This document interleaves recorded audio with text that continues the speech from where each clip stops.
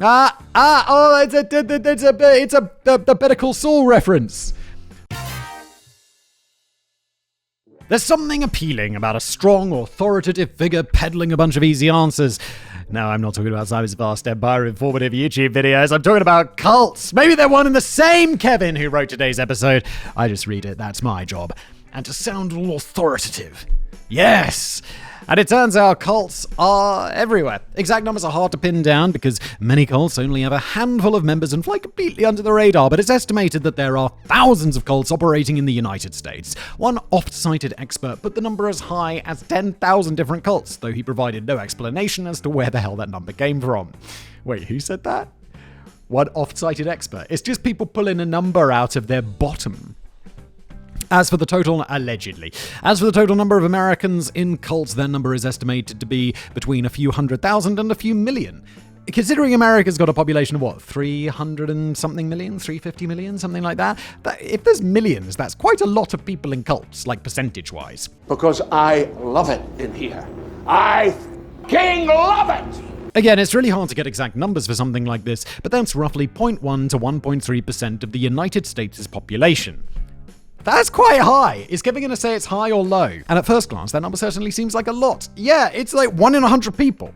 Like, imagine 100 people in a room, and one of them's in a cult. 100 people's not that many people. Think about it, that's potentially 1 in 100 people. Statistically, all of the Americans listening to this show, or indeed watching it on YouTube where it goes out, should have met dozens of people who were or are in cults based on that number. I'd say that seems impossible, but in the past year alone, I've met multiple people who were born into cults, so who knows? Yes, I met someone who was born into a cult in the last year for sure. And I don't live in America. But as high, although they were an American.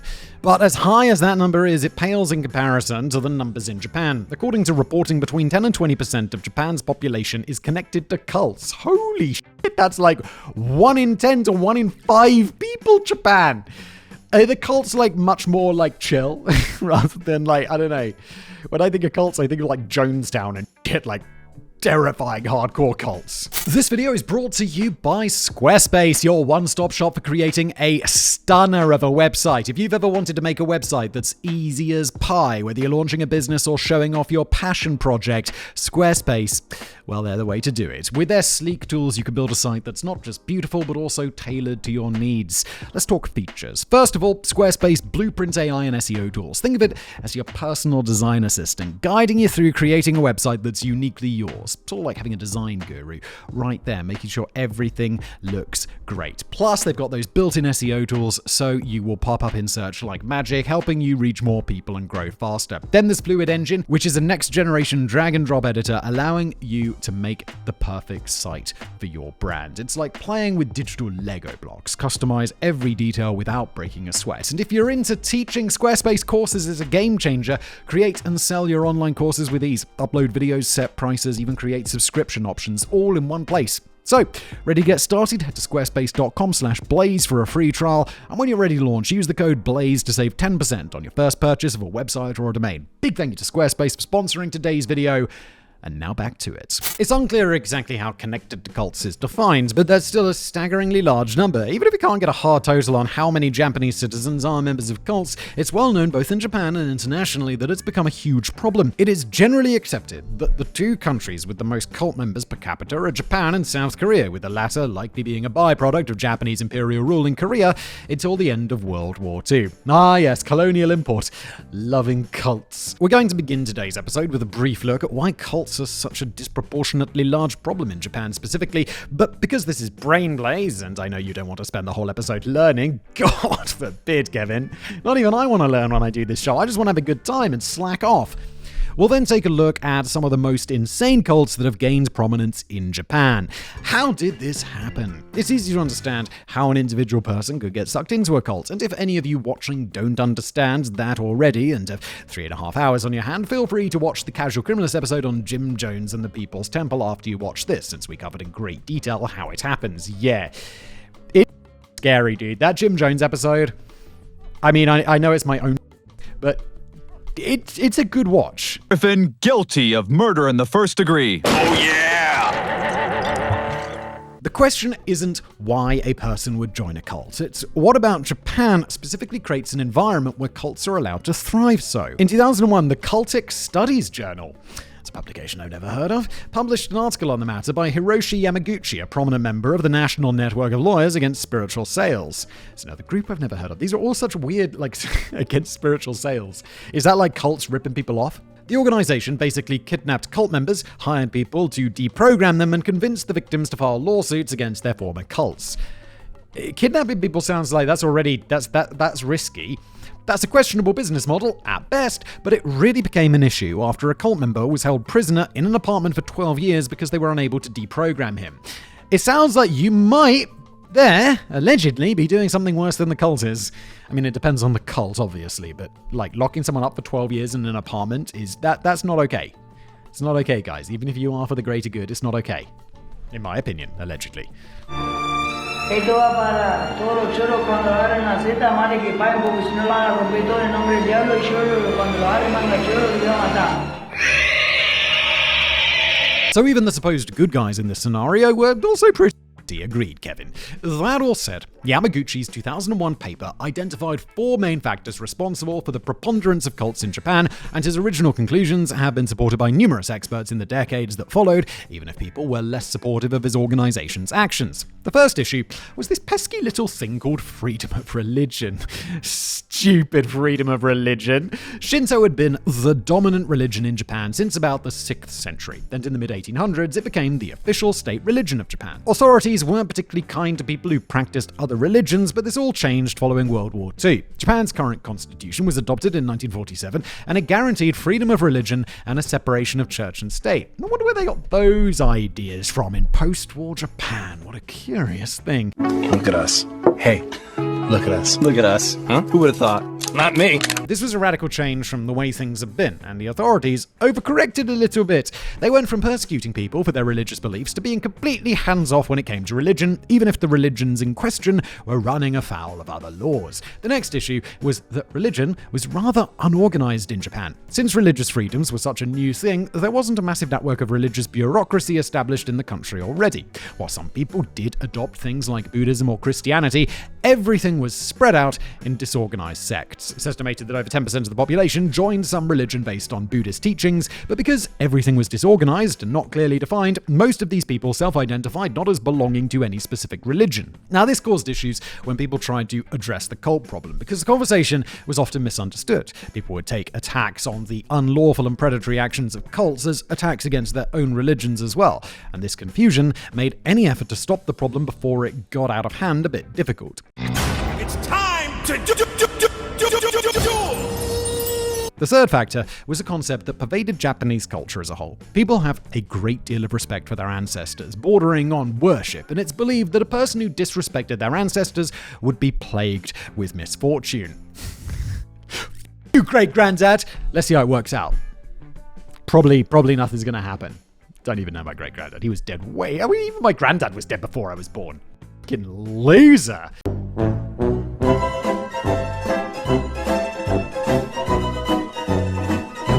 When that person died, the misfortune would then pass on to the rest of their family, even if those people hadn't disrespected their ancestors. Cults were able to take advantage of this by urging their members to pay respect to their ancestors by donating huge sums of money to the cult.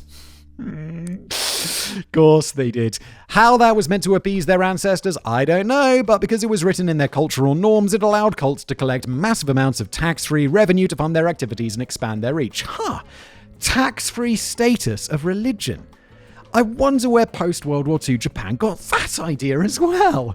That brings us to the final and arguably most important reason for the dominance of cults in Japan. Tax-free status. It's like, yes, no, my business making TVs.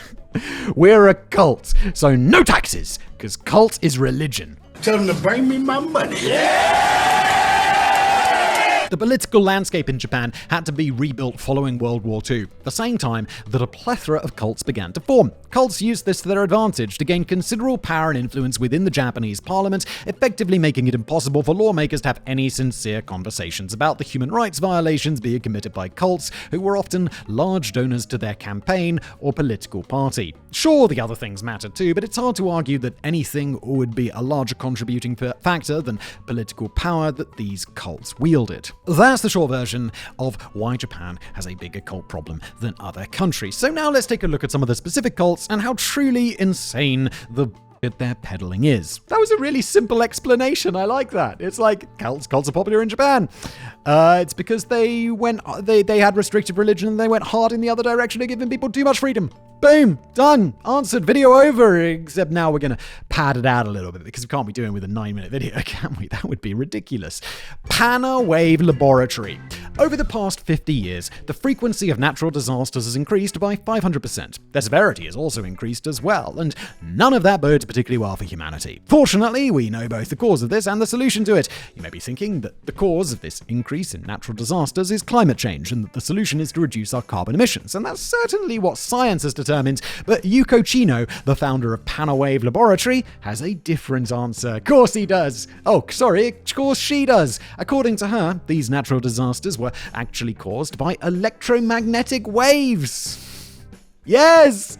Often I'm walking around and my phone is causing earthquakes. Of course! Not only were these waves naturally occurring, but communists had also weaponized them and were trying to use electromagnetic waves to kill Yuko. But like I said, they knew the solution to this problem. The color white. First established in 1997, members of Pana Wave Laboratory were easy to identify because they wore all white pants, boots, jackets, hoods, and masks.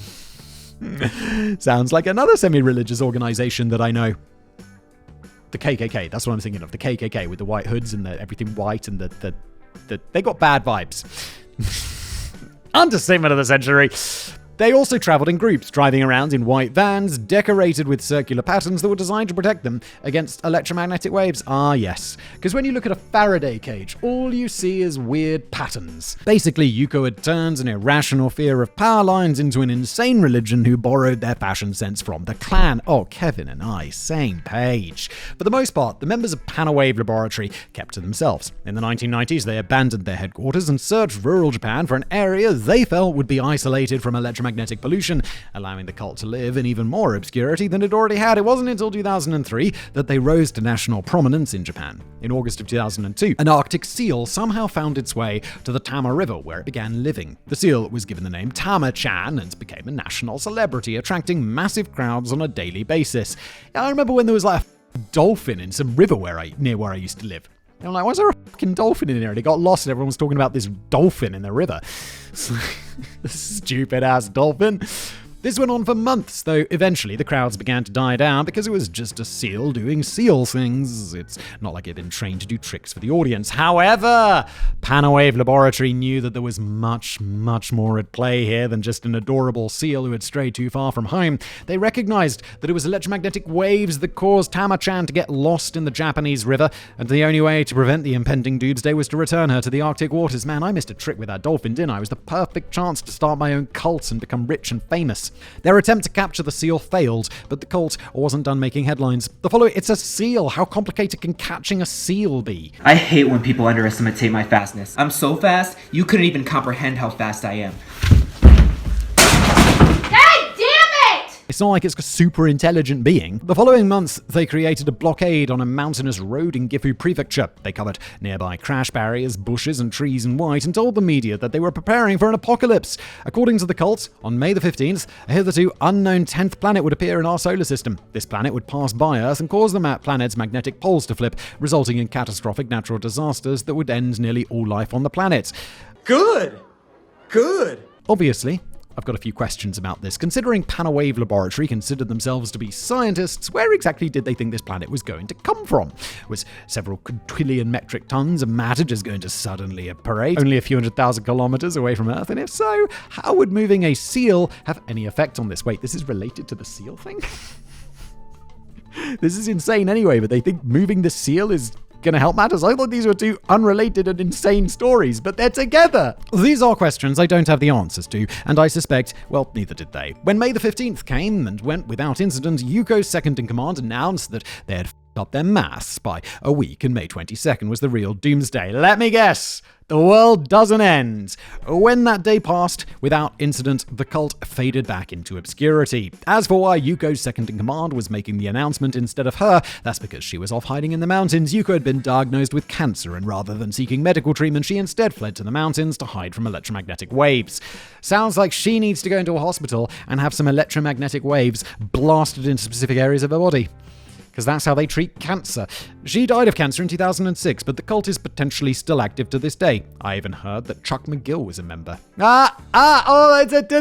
It's a Better Call Saul reference. I apologize. I got carried away. Life Space Movement. Koji Takahashi had a relatively normal life growing up. When he was 14, he lost vision in his right eye in an airgun accident, but otherwise he was just a regular guy. He went to a school, he got a job as an accountant, and everything was going fine. Over the years, however, he began combining aspects of Buddhism, Hinduism, and New Age religions into his own bizarre religion. At the age of 45, Takahashi officially founded the Life Space Movement. He began his new religion by hosting a series of expensive self-enlightenment seminars, costing upwards of $5,000 for each person. How the fuck are you selling that shit? Not only were these seminars a great way for Takahashi to make himself a fucking fortune, but they were a huge hit. How? Why? I'm in the wrong job. I've got to become a cult leader. $5,000 a person? Just to talk some bullshit about space religions? I could make that shit up. Through these seminars, he was able to increase the cult membership to upwards of 10,000 people. But why Takahashi? What made him such an expert on spiritual enlightenment? Well, that would be his 6,000 years of experience training under the Indian healer and spiritual master Sai Baba. Of course, now it all makes sense. Those 6,000 years of experience. Don't worry though, Takahashi wasn't claiming to be 6,000 years old. That would have been ridiculous. Instead, he claimed to have followed Sai Baba for 6,000 years over countless reincarnations. Again, now it's all making sense. That may make Takahashi sound like an appealing mentor to people who believe in reincarnation, but it does leave me with some questions. Most notably, where was Sai Baba when Life Space Movement was formed? If they had been palling around for millennia, why wasn't Sai Baba's newest reincarnation there alongside Takahashi? Did they have a falling out? For that matter, since the real Sai Baba died in 1918 and Takahashi was born in 1938, why didn't he just claim to be another reincarnation of the famed healer instead of only claiming to be his protege? Kevin, because obviously if he claimed to be the healer, that would be ridiculous, Kevin. What a ridiculous concept. I mean, obviously it just claimed to be the protege. It's far less ridiculous. Once again, I don't have answers to any of these questions, but I can't just ignore these glaring plot holes in Takahashi's mythos. Anyway, there are generally two different types of cult leaders. The first are greedy assholes who want to exploit people for personal gain. Yes, the best kinds! They're the capitalist ones. I don't think it's controversial to say that those people are objectively horrible for destroying the lives of vulnerable people for their own selfish ends. Oh, come on, Kevin. Give them a break. Everyone loves money, Kevin. And if you could take it from people who are more able to give it away because they're incompetent, yes, Kevin, yes. They're the best type of customer.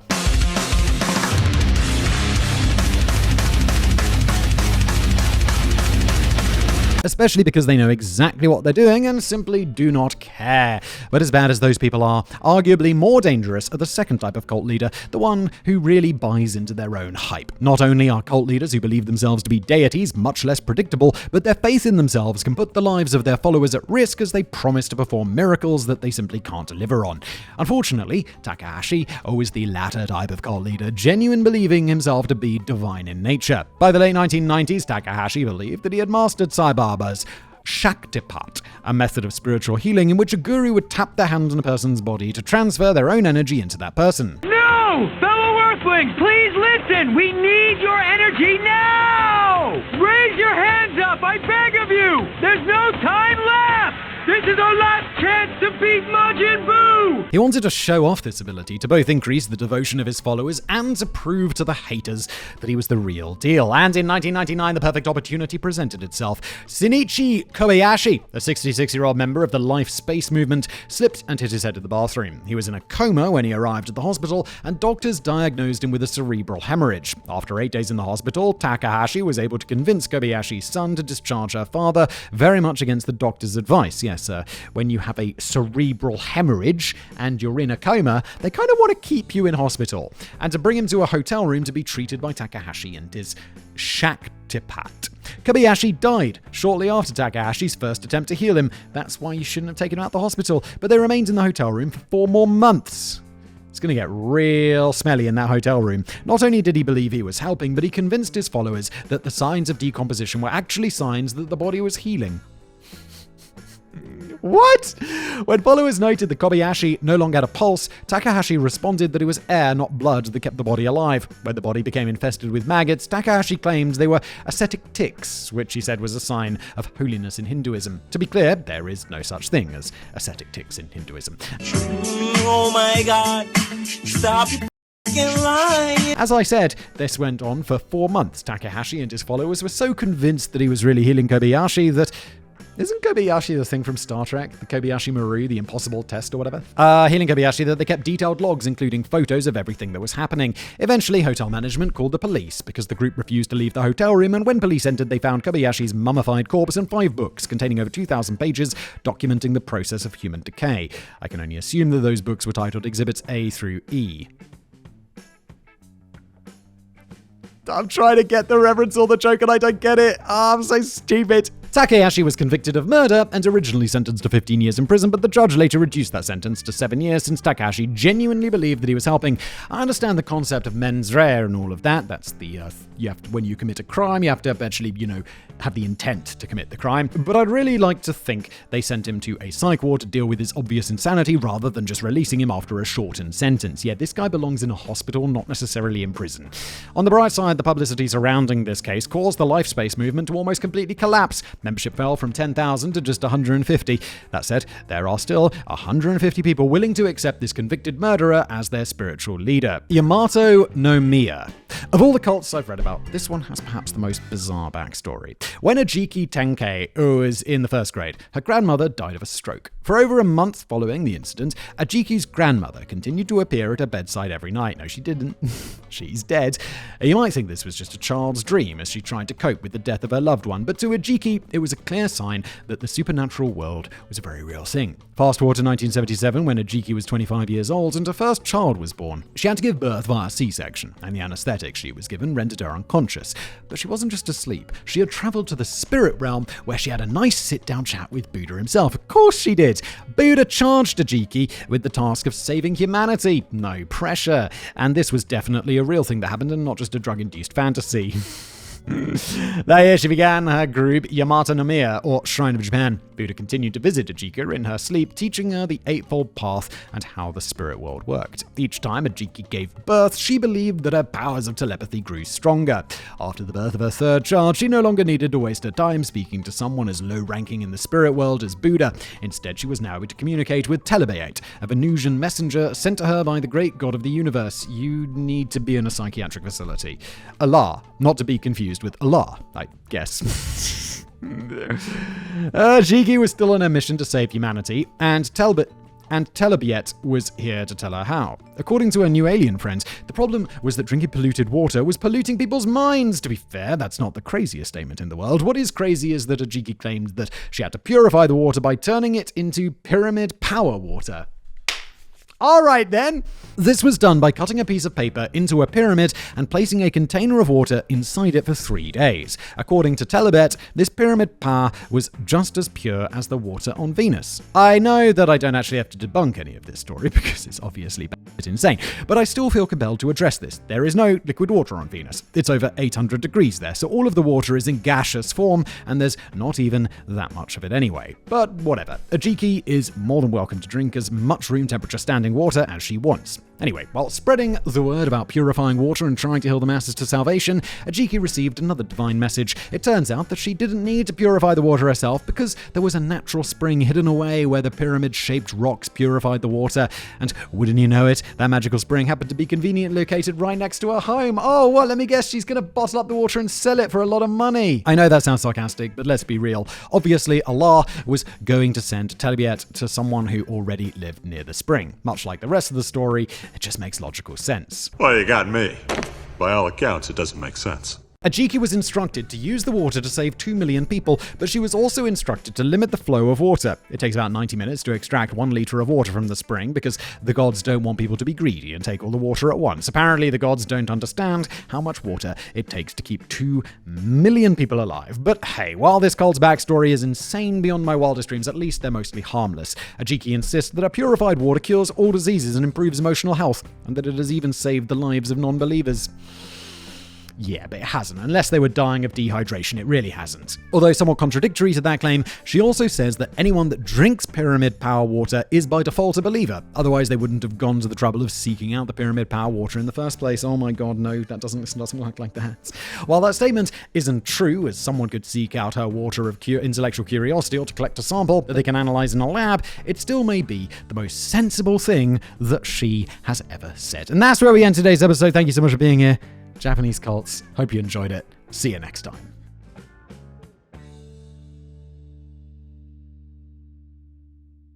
The first issue was this pesky little thing called freedom of religion. Stupid freedom of religion.